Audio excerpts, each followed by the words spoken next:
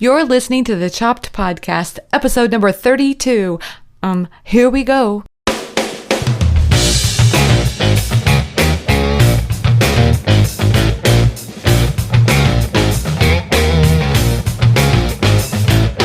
Hey everyone, I'm Marley of the blog Namely Marley. Thanks for joining me today for the 32nd episode of the Chopped Podcast. This is the podcast designed for people just like you, bloggers who love food. Each week I'm sharing thoughts, interviews, stories, everything related to food blogging so that we can all learn together about what works with food blogging and maybe even a little bit about what doesn't.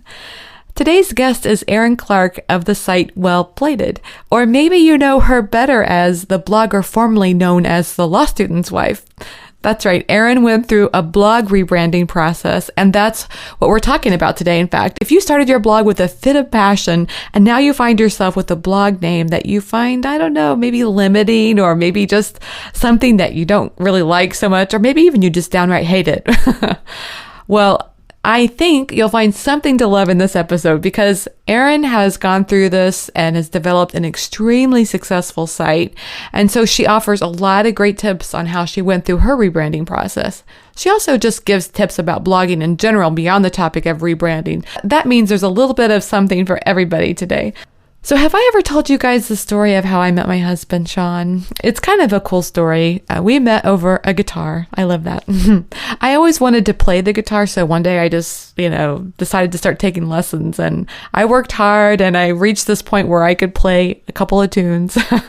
So one day, Sean and I happened to be at the same party. It was actually a vegan meetup here in Kansas City, and he saw me playing the guitar over in the corner with some friends, and he came over and started talking, and the rest is kind of history. But Sean happens to be actually a really amazing guitar player. In fact, he wrote and recorded the intro for this podcast. So every now and then we get our guitars out and we jam together a little bit. Those are some of my favorite evenings together. Well, you may be wondering, why is she going into all of this? I may be wondering that myself. Anyway, the reason I'm telling you this is because the other day we had kind of an impromptu jam session and we started playing and singing. Do you guys know that Jackson Browne song, Running on Empty? Well, Sean was singing the melody and I came in on the harmony line, and I'm not going to sing for you guys, so just kind of work with me on this. So Sean sang the part where he comes in and he sings Running On, and I came in on the echo, Running on Empty. And then he sang the next line, which is Running On again, and I came in and sang Running Dry. And then Sean stopped, and I looked over at him, and he said, "Did you just sing Running Dry?" Yeah, that's what I sang because that's the next line. No, he says, it's Running Blind. We both laughed because I have this tendency to kind of make up my own lyrics. Unintentionally, of course. It's just kind of what I hear and I just sing that. But anyway, so we decided, to start the song over and tried it a couple of times. And I swear to you, every single time I sang Running Dry on that part where it should be Running Blind, it kind of cracked me up. I mean, eventually, I think I did get it down, but it took me several tries. And, my point here is that change is hard, even if it's something as silly as a song, but especially something that's bigger, like a website or something that you've been working on for a long time. We can easily get something in our heads a certain way, and the thought of changing that feels a little overwhelming. I think on some level, it's kind of like a guttural thing. It's like muscle memory. It's so comfortable doing something a certain way because that's how you've always been doing it. That's why I really like the message that Erin is sharing with us today. Change is hard. That is so true. When you hear her talk about the process she went through to change the name of her site, you'll realize there is a lot of detail that goes into it. But she got through it, and now she's grateful that she did that she went through that process. So if you hate the name of your site and you're ready for a change, Erin's got you covered. She's even written an ebook on the steps that she went through to help make this process easier for you. So whatever change you're going through on your blog, whether it's, changing the name or maybe a site redesign or even just a logo change, anything that is, making you feel a little uncomfortable, remember, creativity does not happen in a vacuum. Let's all learn from each other on this and work together. So that's kind of my words of wisdom before the podcast today. Just a quick word today about the Chopped Conference. If you want to be inspired, meet amazing people, and learn from some of the best, come join us for Chopped Conference on Friday, October 16th. And there's also the Food Blog Success Summit and a food photography workshop with the Matt Armanderas on Thursday, October 15th. Head over to choppedcon.com and buy your tickets today. I hope to see you there. So let's go straight to that interview. Today's intro shout out is to Heidi of the site Foodie Crush. First of all, Heidi listed the Chopped podcast on her list of Friday faves. This was way back in February, I think. Love those Friday faves, Heidi. Thanks so much for including the Chopped podcast in that. And recently, Heidi published a post called The Food Blogger's Guide of Where to Eat in Kansas City. How cool is that? And it's just in time for all the food bloggers who are coming to Kansas City for the Chopped conference to check out some of the great foodie sites we have here. I'll leave a link in the show notes page so you can all check it out. So thank you, Heidi. You rock. Okay, everyone, in honor of Heidi, get out those headphones and let's talk about all things food blogging and so much more. Hey, everyone. I'm excited to have Erin Clarke of the site Well Plated on the show today. Erin, welcome to the Chopped podcast. Hi, Marley. Great to be here. I'm so glad to have you. And I know we're going to be talking today about the transitions that you went through in rebranding your site to become Well Plated. It's a subject I know a lot of Chopped listeners are interested in. But first, let's take a step back. And I want to talk with you about your background and what caused you to become a food blogger. Absolutely. So I have been baking for as long as I can remember. When I was a little girl, my grandma used to pick me up every Wednesday, and she would have picked out a recipe in one of her cookbooks, shop for all of the ingredients, and then she would teach my sisters and I how to make it. So it was kind of our special. Wow, that sounds like the grandma we all want to have. That's great. Yeah, she's wonderful. I still call her with cooking questions. Oh, that's cool. So that is where my original love of cooking came from. And I'm from a family that has always enjoyed sharing food, especially at holidays. And went on, graduated from college, and even though I had this great love of making desserts, I quickly discovered that you can't quite live on brownies and scones alone. Isn't that so sad? I know. I tried it for a while. That's like finding out Santa Claus isn't real, you know? It's a sad day. It's very disappointing, yeah. But so that kind of, learning to cook for myself and cook for my roommate, just kind of that love that I had for baking expanded into savory eating too, and I became really interested in eating seasonably and seeking out nutritious foods. And then I've always loved to write. Ever since I can remember, I've been interested in journalism and storytelling. And so when my husband started law school and we moved to a new city, I quickly realized that I was going to need a time-consuming hobby to keep myself occupied while he was in the library. And one of my friends had just started a blog. So I thought, hey, maybe I'll start a blog too. Yeah. And it fairly quickly evolved into a food blog, naturally marrying my interest in cooking with my interest in writing. And then turns out there's a whole universe of food blogs out there, which I wasn't even aware of until I started mine. But the more that I learned and the more sites that I visited and bloggers that I got to know, I just became increasingly passionate about it. And now it's my career. That's so funny. It's like when you buy a red Mini Cooper, then next thing you know, you see all these red Mini Coopers out there. I guess this is a thing. I didn't even know. There's a lot of people with food blogs out there. I love it. That's great. Is your degree in something that's related to writing? It's not. It's in marketing. So it has some relation to running a blog now. But writing is more something that I've always done as a hobby versus something that I've done professionally until writing a blog. Did you have any food photography skills when you started out, or did you have to kind of build those?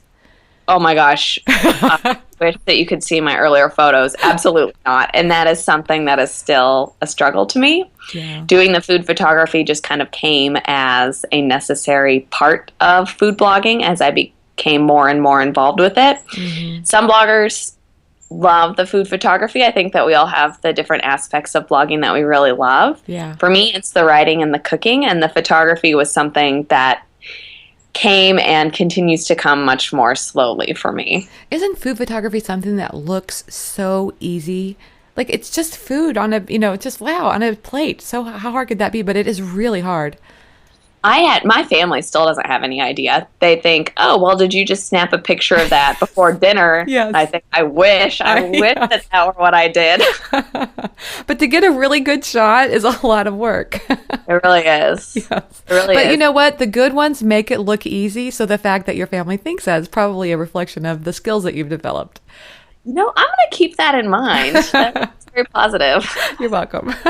No, I say that because my husband and I, we love to we play and we watch tennis. And when you watch the pros, they just make the sport look so easy and it's just really hard. So I feel the same thing is true for food photography. Absolutely. That's a great point. Yeah. So tell me, what's your favorite part about food blogging so far? I absolutely love interacting with my readers. On my blog, I strive to do healthy, family-friendly recipes. That is the direction that my blog has gone in. It still completely blows me away that people make what I put out on the internet every single day. I know that I should be used to it, but it never fails to make my day. Yeah. And when I hear from someone who will tell me, oh, my kids or my husband doesn't like healthy food, but I made this recipe of yours and they ate the whole thing. They didn't even know it was healthy. That just makes my whole night. Yeah, I mean, it really does make a difference. And you, like I say, I actually put something on Facebook today of my coconut cake, and it's an old recipe on my site, and I kind of just republished it and put it on Facebook, and someone responded and said that my family, we're not even vegan. I'm vegan. And so we're not even vegan. And my family asks for this recipe all the time because it's their favorite. And I was like blown away. Like, really? Like you say, it's a great feeling when that happens. Yeah, it definitely keeps me going, and it's a nice reminder of, hey, we are putting something that's good out, and how powerful is it that your coconut cake is in that family's kitchen? That's wonderful. I want it in my kitchen now. Me too. I'm thinking about making it for the weekend. There's nothing like bringing out an old recipe that makes you want to eat it again. True. Is there anything about food blogging you don't like so much? What really wears on me sometimes is kind of the rat race aspect of it. Yeah. And I can be very guilty of this where I feel like I just kind of start spinning, and the things that I find myself spending more and more time on, whether that is scheduling things to social media or trying to dig through and, keep up with other blogs and feeling like, oh, I need to do more. It takes me away from focusing on the reason that I started and love food blogging in the first place, which is the cooking and writing aspect of it. I feel like a lot of days that's not what I spend the majority of my time on. And I miss the purity of it when I started and didn't care that the only person that read it was my mother. There's a lot of wonderful things that have come out of my blog's growth, but there are a lot of hard parts with it too. And as a person, I struggle to turn it off sometimes. I completely agree with you, Erin. That's the hardest part, I think, is it feels like you're never done. So true. Yeah. Okay, so one of the main reasons I wanted to have you on the podcast today was to talk about the rebranding that you went through, because you have some expertise in this topic, because you started out with a site with one name and switched over to another. So can you describe that process for us?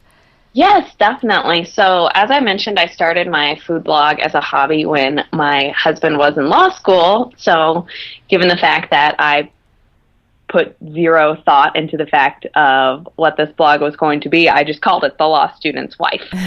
And at the beginning there, it was a fine name. I was doing it to keep myself occupied while Ben was busy.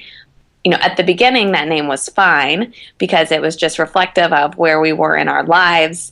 And I chose it, one, because it was my hobby, and then also because the time that Ben, my husband, and I did spend together was primarily around the dinner table, and we made that a priority. So for the first year of my site, it didn't even matter. Right. However, as time went on, as Ben graduated, I just felt more and more like the name of my blog didn't reflect what it was about, and I got tired of always feeling like I needed to explain it. Mm-hmm. And so for reasons that were both personal and professional, I felt really strongly as if, this doesn't reflect what my site is about, and it doesn't say what I want the name of my site to say about me. So I felt personally and professionally very compelled to change it.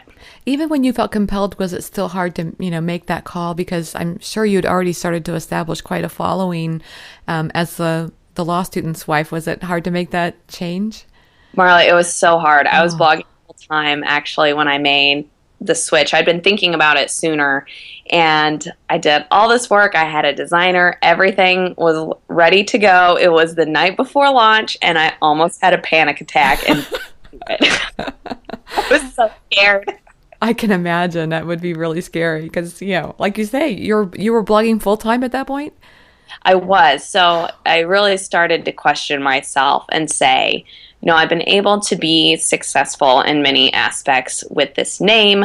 I was able to leave my other job. Why am I changing now that I have finally built a following and a business and some footing? Ultimately, however, the voice inside of me was saying, this is a change that you need to make for yourself. When I opened my browser and I looked at my site, I didn't feel proud of it anymore, and I didn't like that feeling. My space is my home online, my blog is, and I wanted that to feel like myself, both for me and for when my readers, potential brands looked at it. I wanted what I saw to reflect the way that I felt about my site, and the name The Law Student's Wife didn't do that anymore. Yeah. Let's talk a little bit about some of the things that you went through. I know there's probably way more involved with a rebrand than we can go into in this podcast. But I want to talk about just a couple of those things. Like, for example, what were some of the things that you went through as far as picking the new name of the site? Did you, I just imagine you might have had some tools that you looked through, or did you, have social media open and to see if the handle name was available and all that? Oh my goodness. I can imagine. So, there are many challenging aspects of rebranding, but perhaps the most challenging is coming up with a name. Yeah. This was a brainstorming process that went on for months. I thought about this rebrand for a very long time leading up to it, and so I would jot down names different places. At one point, I forced my husband and sister-in-law to spend 2 hours with me just brainstorming names. And for every name that we came up with, we would check to see, is the domain available? Are the social media handles available? Are similar spellings available? Because there were some names that I really loved, but there might be a very common misspelling that was already out there. Good point, or yes. One version of the name was available, but another version wasn't. So there was a lot of kind of heartbreak there with falling in love with an idea and then having to let it go. So that process was fairly involved. Some tools that we used besides the, looking up to see if the domain name was available and social media handles were available included a lot of idioms. So I would brainstorm, since I write a food blog, I would brainstorm all kinds of lists of food-related words that I liked or adjectives that would describe my recipes, such as, for me, it would be healthy, wholesome, seasonal, looking at synonyms of those words, and even Googling, what is an idiom with the word bake in it, whatever. And so I would just read through lists of idioms and cliches to see if we could come up with a play on words. And we came up with quite a few, and then finding the one that was available and the right fit for my site was quite the process. Yeah, you put a lot of thought into that. I did. Well, the second time around, I put a lot of thought into it because the first time around I didn't, which is why I rebranded. And I can imagine you were probably thinking, I want to pick the right name because I don't want to do this again. No, never. Like, even if I don't like it, it's sticking. That's great. And so then like you say, then you're like, when you're finding these names, you probably have a list of top 10 and you're looking on each of them to see if Instagram is available or if Twitter is available and all that. That's a lot. Mm-hmm. Mm-hmm. We ended up creating, because I kept coming up with things and then forgetting what was available or what version wasn't. So we ended up creating a pretty intense spreadsheet where I tracked everything, because I'm just a spreadsheet kind of girl at heart, and it was helpful. I love spreadsheets too. I'm right there with you, Erin. Excel's my best friend. Right. So Well Plated is such a great name. I'm surprised that was available. So here's the thing, it wasn't. Oh. And this is a piece of advice that I have for people that are coming up with a new name, and that is, it's very easy to get your heart broken, but a lot of the time, you'll type a website into your browser, nothing will come up, you'll think, oh, it's available, and then you go to actually purchase it, and it turns out that it's not. However, when you look up the name, a lot of the time you can find a lot of useful information, such as who purchased that name and when, and there will often be contact information. So I actually found that for Well Plated and reached out to the owner. And I did this with several names that I liked, and half the time leading up to this, people were coming back to me with these just exorbitant amounts of money they wanted to charge for these domain names. We're talking like $50,000. Oh my gosh. In some instances, or even $5,000 for me. It's like, no, I'm not doing that. Yeah. And the guy who owned Well Plated just gave it to me. He said, oh, I bought this years ago thinking that I would start a food blog, and I never did. So he just transferred the domain name to me, and I mailed him a batch of cookies, and that was the exchange. So it just felt very meant to be. I love that feeling when something happens like that. It does feel meant to be, right? So I'm not saying you're going to get your domain name for free. I'm just saying if it's a name that you really like, there is hope out there. Well, it wasn't really free, right? You said some cookies. I did. Okay. So the $4.95 that I paid for postage and maybe a few, I did use good quality chocolate chips in them. So. I bet. I would too. I did work for a company that they wanted a particular domain name, and we ended up paying like $5,000 for that domain name, but that's a company, so it's kind of understandable. Yeah, but I just know that what people wanted for some of these names. I thought, well, good luck with that. Yeah, because you're not getting it with me. Yeah, I love that. That's great. So then once you had the site domain name picked out, that's really exciting right there. And I'm sure at that point, then you started, creating a design around that name. I did. So this is the point, there are all different kind of levels of rebranding that you can look at. And that's some advice that I give people, is to think about, what is it that you want? Do you just want a new URL? Do you want a new logo? Or do you want an entirely new website with new functionality? And for me, it was the last one. I had been using a free WordPress theme that felt very restrictive. And I knew that with my new name, I wanted a whole new clean look for my site. Therefore, I hired a designer, and I sat on her wait list for probably, I want to say it was about 4 months. Oh my God. So I spent a long time kind of researching who that I wanted to work with too. I worked with Lindsay from Purr. She did a phenomenal job, and she handled both the redesign of my site as well as the technical transition of the URL. So there's kind of two sides to rebranding. There's both the design side, how do you want your website to look? And then there is the technical aspect of getting all of those URLs to redirect, which can be a little intimidating and is very important. So even if you are just changing the URL, unless you're very tech savvy, I would recommend hiring someone to at least do that aspect for you. Yeah, and that's a very good point, because you want that content that you've already developed to be, on the new site. Exactly. As a food blogger, my worst nightmare was that all of my old pins were just going to fall into a dark hole instead of going to my new website. So Lindsay on the technical side helped make sure that didn't happen. Well, that's an interesting question. Are you able to transfer your Pinterest accounts over to? Yes. So that was another thing that I spent a very long time researching, was how do I handle each social media outlet, because all of them function a little bit differently. And so I went through a period of testing and really finagling to make sure that when that launch day came, I knew exactly what I needed to do to transition over all of my social media handles. Oh, yeah, that's really technical. I would have never even thought about that. I was more thinking about, like you don't lose all that old content. I never even thought about your Instagram and Pinterest. I mean, if you have 50,000 followers on Pinterest and you change the name, you don't want to lose all those followers. Exactly. So depending on where you are in your blogging career when you rebrand, that's something that you may need to look at very carefully. Ah, that's good. So then I think I can see from your perspective why it was worth waiting 4 months to get the developer that you felt really comfortable with. Exactly. I knew when, this is the direction that I want to go with my blog, and I really care about doing it right, and doing it right to me ultimately meant more than doing it fast. Yes, that's really smart advice right there. And then, you talked about the name process, and you've talked about the transition of the content. What about informing your audience? Did you have a strategy for how you told your audience about the change? I did. And this is something that I think is really important and very easy to overlook when you are thinking about rebranding. Often the reasons for rebranding that we come up with as bloggers are intensely personal.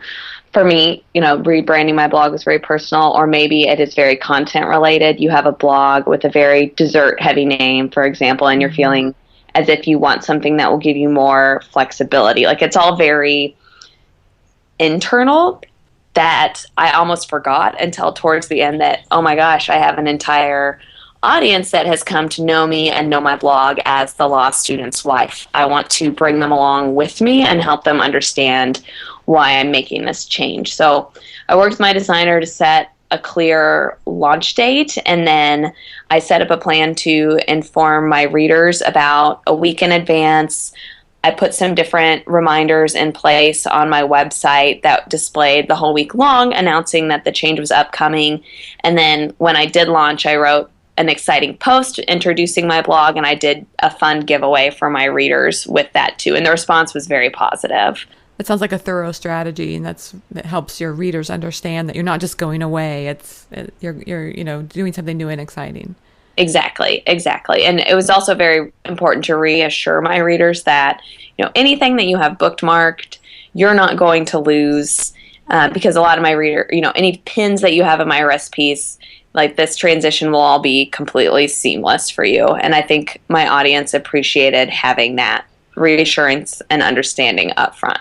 Now, did you have to go through and change, like, if you had an insignia on your old photos, do they still say the law student's wife? Well, fortunately, I have never been a huge fan of watermarking, so no, good. I don't have to do that. But that is a serious question that someone would have to evaluate when they're thinking about a rebrand. Yeah, that could be a lot of work. Yes, I think maybe I watermarked 2 posts, so there are 2 posts out there somewhere in the universe with very bad photos that say the law student's wife on them. It's okay, right? You're not really thrilled with them anyway, so... No. And I think that's also important to remember when you're thinking of rebranding, is no matter how well and how thoroughly you plan, and I did spend a very long time thoughtfully and carefully planning, you just can't anticipate everything. There are still instances where your old name will pop up. There are things that you won't be able to fix because they're simply too time consuming to dig through it all. And sometimes you just have to let the little things like that go. So there's definitely a process of deciding what is a big deal with this rebrand and what is maybe not as big of a deal that I can live with. That's a good point. And I think it kind of pushes on the aspects of confidence. Sometimes I can let myself be so freaked out about those kinds of details. But if I were to tell myself, I can have confidence in myself that I can deal with those issues when they come up. It helps me a lot. Absolutely. But having that kind of confidence, I think you kind of coach yourself into that sometimes. Yeah. And I think a lot of us that run food blogs are perfectionists. We want everything to be perfect. We are very into the details because we care. We care very much about the details. It can be helpful sometimes to step back and take the bigger view and just remember that nobody is as into those hairy details as you are. Yes. So if you just take a deep breath and move forward with grace, hopefully no one will notice, and most likely they won't. Oh, thank you, Erin. That's great. I'm just going to take a deep breath right now. Okay, that's good. So here's my big question is, like, if somebody were to go to the law student's wife right now, is that site just gone, or is it still there? Oh, no, that site is still very much there. So I owned the law student's wife and just law student's wife without the, and I will continue to own and maintain those for all of time. Okay. I also own all of my old social media handles, so no one will be able to take those over either. That was an additional step that I went through after I rebranded, was to make sure that I maintain ownership of those, and most of them have a graphic that says, hey, we've moved to Well Plated. Right. That way, if someone were to try to find me on Pinterest or on Instagram under my old name, they can instantly see where they should look next to find me. Sounds like it was really important to you. Absolutely. I wanted my readers and anyone that tried to find me to understand that, hey, this is still the same blog. We just kind of have a new name that reflects more what my blog has always been about. Oh, I love it.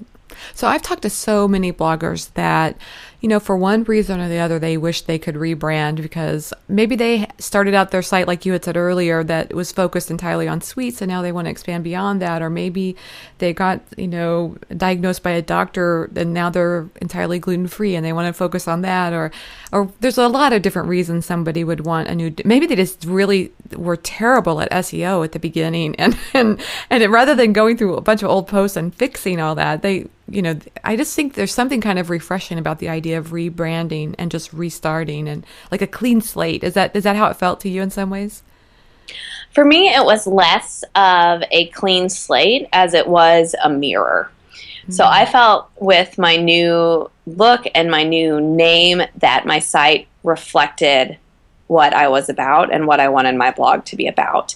And I still kept all of my old content. So that was the case for me with my rebrand. It was more about presenting what my blog focus was. However, I can definitely see for someone else, if they did want to go in a completely different direction, that is a very different type of rebrand, and it could very much be a clean slate and a fresh start.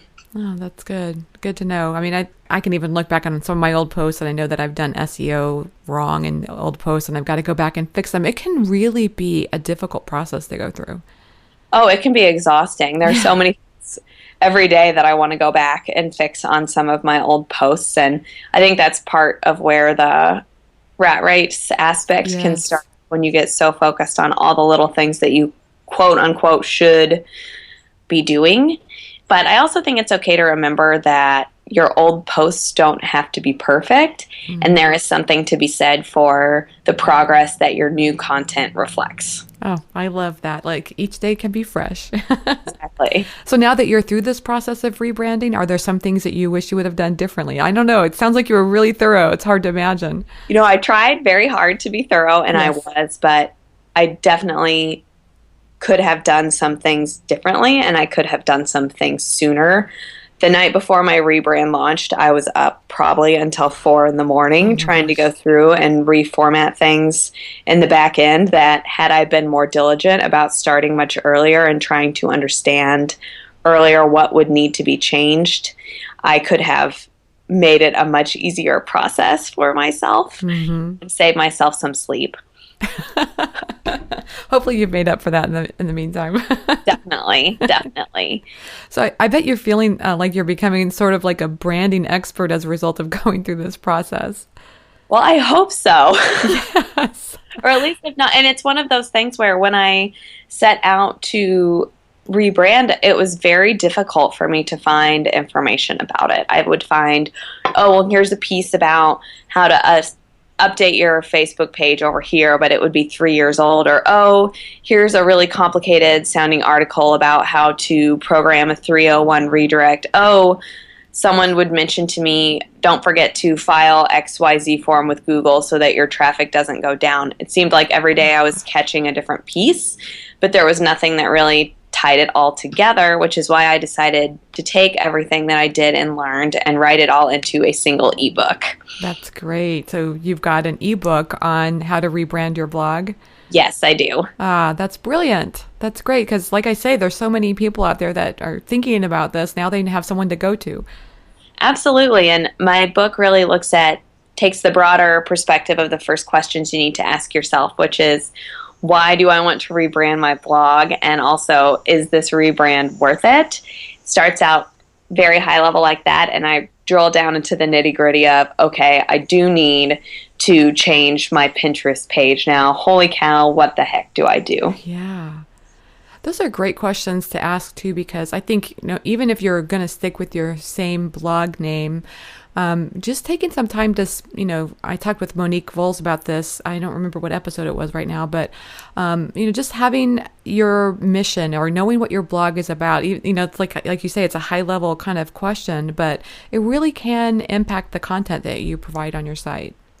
Absolutely. And it still, even with my rebrand, asking those questions impacts my content every day because, back when I was the law student's wife and I was posting whatever I wanted whenever I felt like it, that was fun and fine. But the people that I was posting for then were myself and my mom and my grandma. And while they will love me whatever I post, I feel a level of responsibility to my readers now. I want to ensure that the content that I provide them is what they need while still being a reflection of the values that I hold to.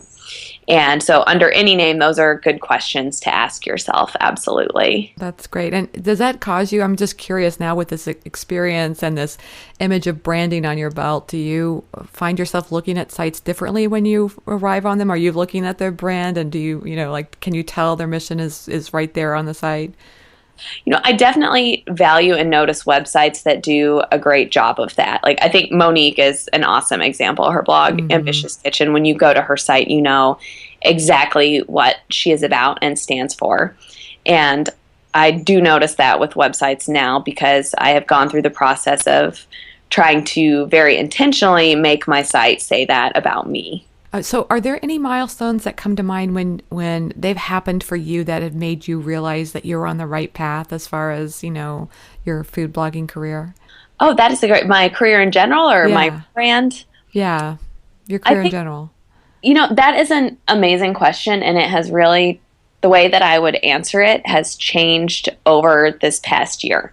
I'm coming up on a full year of having blogged full time, and at the beginning, the way that I measured my success was completely numbers driven. Hey, I'm paying our mortgage and I'm making X amount of dollars on top of this. Yeah. Hey, I got to work with XYZ brand that has always been on my dream list. Oh, I surpassed this number in Google Analytics. Those were kind of the beginning milestones for me, and it's really been in the past few months that I have begun to try to evaluate my success as a blogger on how balanced I feel that my life is. I'm not doing a very good job of it right now, to be really honest with you. But I see so much that when I do spend too much time working, I lose my ability to be creative and to find space for those other projects that I'm really passionate about. Like, I was so passionate about writing this ebook. It was fantastic. That was a great milestone for me. And now I'm saying, okay, how do I make sure that, yes, I have my life and success as a blogger, but I also need to be a successful person outside of that. And being a successful person outside of that will in turn make me a better blogger for my readers. Oh, amen to that. That's just brilliant because you're right. When you have something like this that's so all-consuming, you feel like you just can't stop, but you have to stop to be able to, be fresh at what you're doing. Absolutely. You can only blog about your life or share interesting findings from your life if you let yourself have one. That's a very good point. Yes. Some of my posts are better than others in that regard. Yes, I have a feeling like some people can tell when I actually have a life, right? I mean, I'm actually quoting things that I'm doing. If I'm not, that's probably a sign I'm working too much.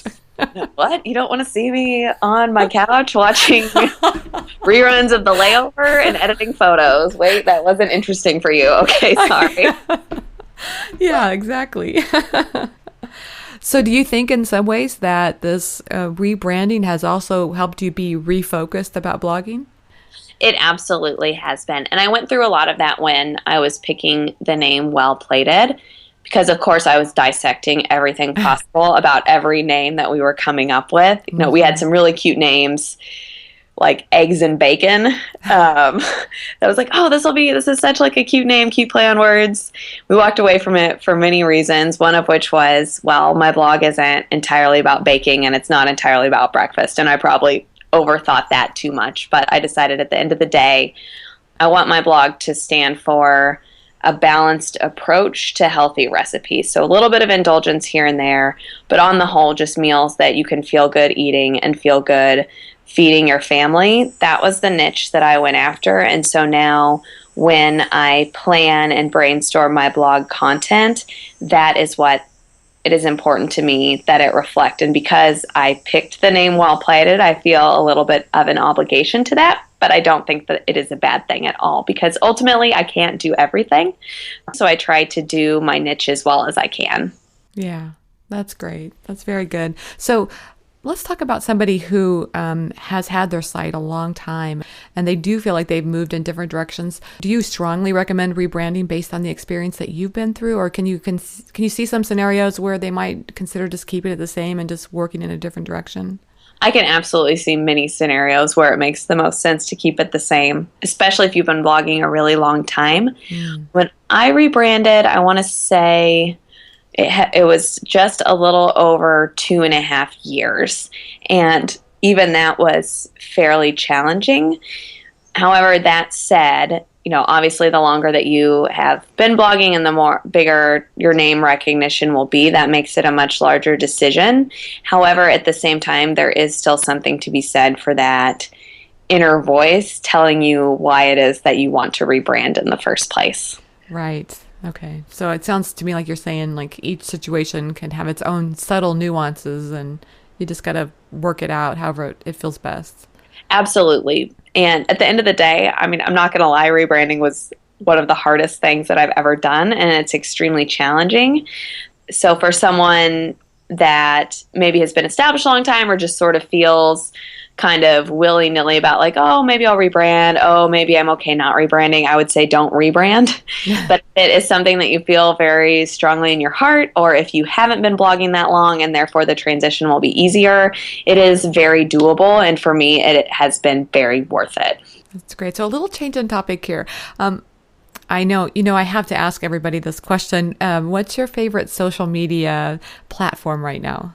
I just love Instagram. And I know that is an answer that you get frequently, but it's the one social media platform where I feel the most myself, and I give myself maybe sometimes more flexibility than I should, but I enjoy that aspect of it too, because it's a place where I interact with friends and family and where I feel that my readers get to see the biggest glimpse of my life outside of my blog, and in some ways the most unfiltered glimpse of my life outside of my blog. I'm getting a little more into Snapchat now, so we'll see how that goes. That's another favorite because that's how my sister sends me videos of my brand new niece, and she is just so darn cute. So I like it for that reason too. Well, on Instagram, you've raised an interesting point because I've heard a lot of bloggers that say they like to just stick with just their food, or maybe it's even just their food from their site, and it's really high quality food shots, and others do like to give more about their life and things like that. Do you notice any differences in response from your audience on Instagram? It really is a little all over the place, but for the most part, my audience seems to really enjoy the casual snapshots of life too. I think overall the food photos always get the biggest responses. Mm-hmm. But at the same time, when we take fun travel photos, those get good responses too. That's good to know, because I think sometimes it can make you feel a little fenced in to think, oh, all I could do is post these really gorgeous food shots. But, even if you just post a picture from your life, you may not get as many responses, and that's okay, because the next one's going to be another really great food shot. Yeah.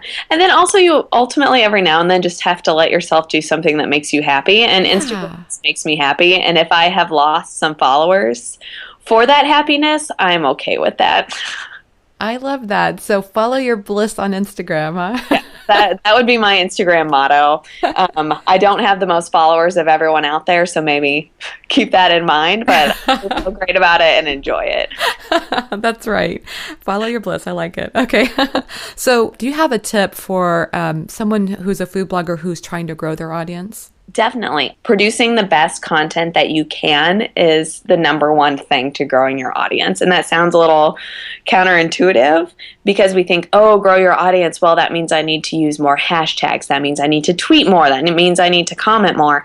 And all of those things are important. But at the end of the day, you can't grow your audience if you don't have great content to share with that audience. And I think more than anything, producing whether, for a food blogger, it's high quality writing, recipes, and photos, whatever that content means for you, all other efforts come back to that.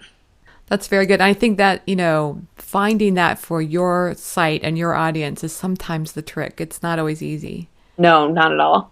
Do you have any things that you use to help you do that for yourself? Like, I mean, are you looking at the kind of comments that you're getting and that helps you kind of gauge what new content you need to be developing?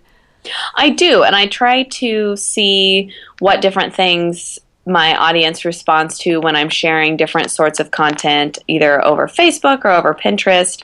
What are the sorts of things that my audience responds really positively to? I also try to get inspiration from reading cookbooks, from going out to eat at local restaurants, from going to the farmer's market, and just in general trying to keep my eyes open. I definitely can be guilty of just trying to check my to-dos and keep my head above water, and I think the times when I'm the most like that are the hardest times to feel inspired. And so just every now and then trying to step back and take a walk can be just the most wonderful thing in terms of generating new content ideas. Oh, that's great. I think I've said before on this podcast that sometimes I think I live with a food blogger in my brain, and I have to just turn her off sometimes because, like you say, going for a walk can be so refreshing, but not when I'm like ticking off these 20 things I've got to do when I get back. So sometimes I try to force myself to go for a walk and actually, look at the flowers on the way, or just take in the breeze that's blowing by me, or just, really be present in that walk. Absolutely. And it's hard. It is so harder than I think that it should be. I know. The other day I'm going to confess, I watched a video on Facebook. But it was, I don't remember, I think my cousin sent it to me, but it's the picture of the little boy, and he's walking his dog, and then he crosses over the puddle, and then he's so intrigued by the puddle that he puts down the collar or the leash for the dog and goes back and walks back and forth through that puddle like 4 or 5 times. And the dog waits for him. It's so cute, but it made me think, like, he was so intrigued by how his feet went going through the puddle, and he was clearly just loving it, and then he just picked up the leash and kept walking with the dog. It makes you wonder how many of those moments I miss on a daily basis. Yes, like how many times, like even I try to like think about how the light is hitting the food that I'm preparing or whatever, just to try to make myself stay present in the moment. I love that. I'm going to try that. Okay, good. I love that too, Erin. So tell me, what's coming up new for you? Anything you can talk to us? I mean, obviously you've got a book on the works. Yes, so that is the big exciting project, was getting my ebook launched. So it is now available for purchase on wellplated.com. Great. And so now that is wrapped up, I'm actually working on shooting some of my first video, which I'm excited/nervous about. I'm working with a great local video student here in town, actually, who has been wonderfully patient with me. So hopefully in the next few weeks, you'll start to see some of those coming out on my blog too. 99% sure they're awkward, but that can be a lot of work too, because that's another thing that sounds so easy. Oh yeah, I'm going to shoot a video of food. And then you realize all the steps that are involved. Exactly. And that was why I chose to work. It actually worked out really nicely. I reached out to a few of our local colleges with video departments to see if there were any students that were looking for some additional portfolio experience. The gentleman that I'm working with just graduated, and he was, so I am able to get some great quality video at a really reasonable rate, and he's able to build additional content for his portfolio. So it worked out really well for both of us. And the best part is he is editing it and not me, because that is just not an expertise area of mine whatsoever. That is a great idea. I love that as a business model. Thank you. Yes, outsource. That's another thing I'm going to try to be better about too in these next few months, is you and me, sister. To reach help. Oh, yes. That's on my list too, because like you say, to be able to have that creative brain working the way you want it to, you've got to have some downtime, and so hiring things out is the way to go. Absolutely. Okay, just a few quick and fun questions here at the end of our interview. What's the one food item you can't live without? Yogurt. I eat so much Greek yogurt. If I don't have at least 3 of the jumbo containers in the fridge at all times, I start to get nervous. You're out on the run to get some more yogurt if that's the case, huh? Exactly. Pretty much any time I'm in the grocery store, it's like, oh, well, we're probably low. I better put one more in my cart. And do you eat it just plain, or do you put granola on it? How do you do that? I do eat it plain sometimes. I usually eat it with some granola and fruit and honey, and I put it in smoothies too. Ah, that's good. And you normally buy plain or vanilla or blueberry? What? I just like the plain kind. I know it kind of grosses some people out, but I'm into the tart. That's cool. My daughter is the exact same way. She loves tart, but she gets the soy version of it, but she loves yogurt, and it's for her, it's like the greatest way to start her day out. Mm-hmm. So I guess it's got, probiotics and all those good things in it too. So that's good for you. Yeah, makes me feel good. And I'm a big snacker, so it's nice to just have an easy, healthy snack around pretty much any time. Yeah, that's good. Okay, what's the favorite app on your phone? Definitely Snapchat for the reason I mentioned earlier, and that is because I get to see little pictures of my niece. My sister just sent me one. Oh, yeah, that would make that my favorite app too if I got to see videos of adorable babies. Mm-hmm. Oh, that's so sweet. The only thing I don't like about Snapchat is I still find it hard to know who, you put something out there and then it goes away in 24 hours. But I guess there's some freedom in that too. I think so. It takes some of the pressure off, although apparently I'm bad at it because my other sister, who is much younger and hipper than I am, informed me that I was using it wrong. Uh-oh, what does that mean? She says that I needed to be more brief. Apparently I can be a little verbose, which we're at the end of the podcast, so maybe everyone agrees with that. I don't know. I thought you answered everything very well. I don't know. Who knows? Yeah. I just don't want to think of a wrong and a right way to do Snapchat because now I'm going to be self-conscious. Yeah, don't be. Just do it. Yeah, that's right. I mean, the cool thing about Snapchat is like nobody can comment on it. Nobody's going to tell you. You know what I mean? Like nobody's going to put underneath it this very public, that was lame. So that's kind of nice. It is very freeing, isn't it? Yeah. So you sound so busy. I can't even imagine that you've got time. But do you have any time for TV at all? And if you do, what's your favorite show? I watch almost no TV, and we have hundreds of fancy channels, and I don't know what any of them are. My exceptions are I do record the Anthony Bourdain's The Layover. I enjoy watching that because I love to travel. And then I also love Top Chef. So those are two shows that I record and make a point to watch. But other than that, I'm much more of a podcast girl. Actually, I love having podcasts on in the background during the day while I'm working and cooking. Oh, that's great. I love podcasts too. I've got, several that I love to listen to. Do you have a favorite that is on your list? This is so cliche, but I just absolutely love This American Life. I never get tired of it, and I look forward to it every week. Have they already released the new serial? No, they have not. Okay. Because that was a great show. I mean, I intentionally, my house was really clean after that because I was so obsessed with that podcast that I cleaned and cleaned and cleaned till it was all done. My husband and I were on a 13-hour drive. We waited till the whole thing came out, and then we listened to it on our drive. We realized we had been driving for 5 hours and had not spoken to each other because we were so engrossed in cereal. I love it. That is such a great idea to save it for a drive like that. I know. So when the second one comes out, I'm going to have to try to not listen to it until we take another road trip, but I might cheat a little bit. We'll see. I'm going to try that too. I'm going to see how I can do that. Okay, so Erin, how can people find you online? I am at wellplated.com, and all of my social media handles are wellplated as well. That's great. And how perfect is that to end the rebranding on the fact that your social media is all the same? Yes. I love it. Erin, thanks so much for taking the time to talk with me today. Thank you. Yeah, I had a great time. I did too. Have a wonderful day. Thanks to Erin Clarke for being my guest on today's episode of the Chopped Podcast. If you were busy running around and couldn't jot down something important, don't worry. We took the notes for you. Just head on over to choppedcon.com where I put up links for each show, including the stuff we talked about today and more information about our guests. I hope you're loving the Chopped Podcast. If so, it would mean the world to me if you'd head over to iTunes or Stitcher and give it a review. You can do that right now. Also, you can spread the word about the Chopped Podcast using @ChoppedCon on Twitter or Instagram, or even Facebook. Your shout-outs really mean a lot.